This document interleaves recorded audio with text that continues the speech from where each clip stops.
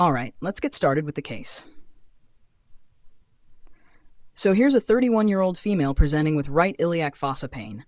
Classic territory where we expect quite a few things, right? Immediately, my mind is racing towards differentials like appendicitis, ovarian issues, or even something bowel-related. But the beauty of radiology is how it can guide us through this maze of possibilities.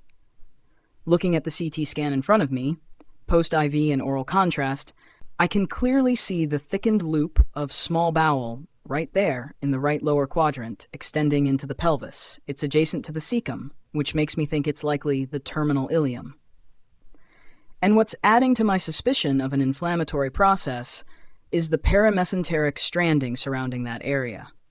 That's a pretty significant red flag for inflammation. Immediately, I'm leaning towards Crohn's disease. I mean, thick-walled terminal ilium with that characteristic stranding. It's almost like a textbook example. Now, as I continue evaluating the scan, the rest of the small and large bowel looks pretty normal. There's no bowel dilatation or focal thickening anywhere else, no abnormal enhancement, and crucially, no free fluid or gas, which would have made me think of a perforation or a more acute obstructive process. This also pushes conditions like bowel perforation or obstruction a bit further down my differential list. Something that stands out to me is that the sacroiliac joints are perfectly fine. No evidence of sacroiliitis, which could sometimes pop up alongside inflammatory bowel conditions like Crohn's. So that's good to rule out here.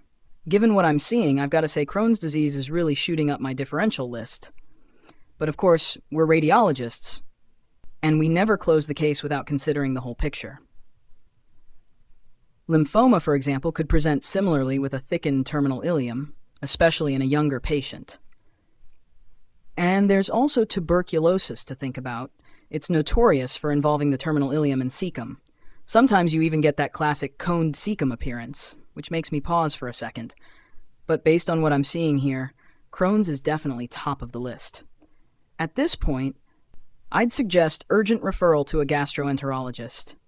And further imaging, like an MRI or a small bowel meal, would help confirm the diagnosis and evaluate the full extent of disease, especially if we're thinking about long-term management or surgical intervention. This has been a fascinating case, classic features of Crohn's on imaging really shining through.